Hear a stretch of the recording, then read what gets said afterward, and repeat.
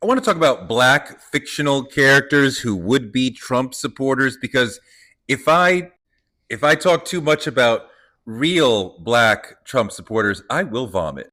The right would love for you to believe that black people are shifting over to Trump in droves, but no, that's not happening. This is the leading scholar on black republicanism, Leah Wright Rigor.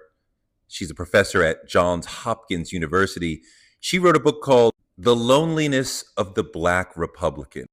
Leah says most black people will not choose the Republican Party because, one, they believe Republicans are racist, and two, there are no Republican policies that they see affecting their day to day lives for the better.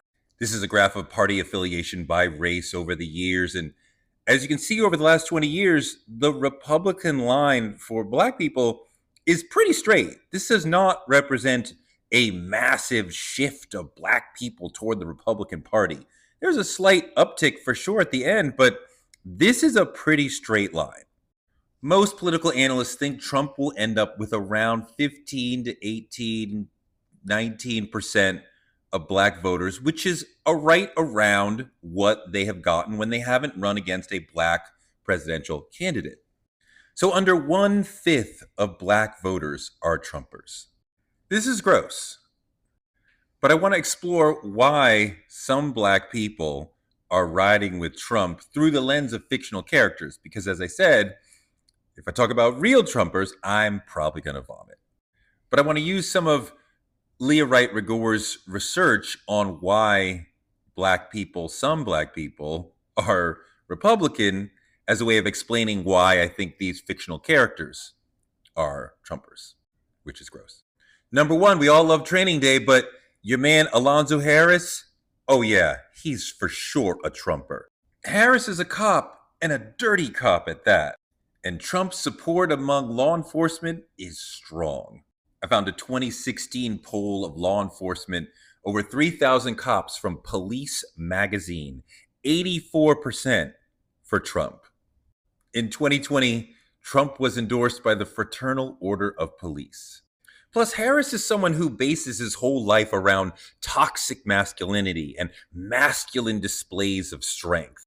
Trump's cartoonish display of hypermasculinity would absolutely be attractive to Harris. Trump's performance of masculinity is a huge draw for a lot of his supporters. The next one's a little bit more controversial. We can argue it out in the comments, but I feel certain that Rock from the great TV show Rock, the garbage collector from Baltimore, sorry, Trumper.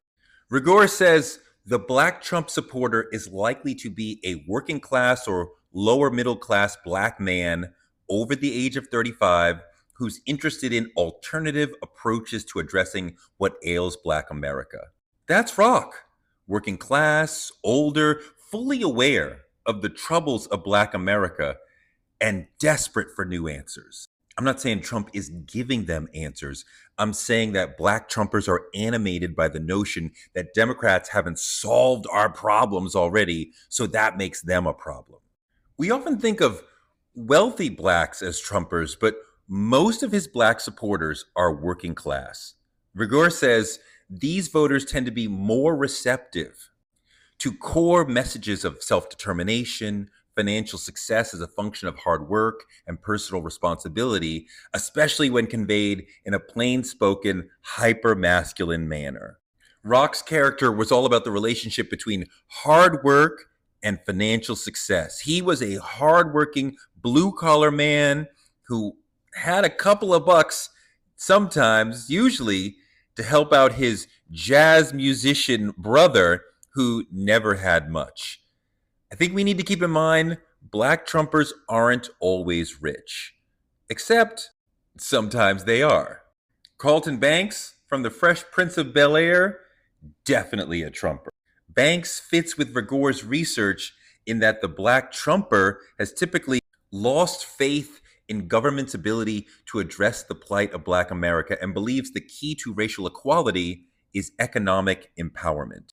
Black Trumpers think the answer to racial oppression is not to ask the government to help us out, it's to go out and make a lot of money And Carlton Banks is definitely one of those sort of people who feels like someone who thinks that money will protect him from racism. And you knew this one was coming. Uncle Ruckus absolutely is a Trumper. The ultimate Tom, the embodiment of black self-hatred, the fictional house Negro who, if Massa gets sick, he says, "What's the matter, boss? We sick?" For this sort of black Trumper, similar to the Carlton Banks sort of Trumper, you're talking about someone who is aligning themselves with whiteness as if that alone will protect them from racism. This tweet is giving me life right now. The black men they say are voting for Trump are the same ones who would choose dinner with Jay-Z, meaning they believe that wealth is a transferable virtue that can be attained by proximity to its white holders or fealty to their whims. Not work, hustle magic. I also got to include in this category Andre Logan from Get Out, who was lobotomized, and this one. One thing you did not see on this list was black women. There's a reason for that.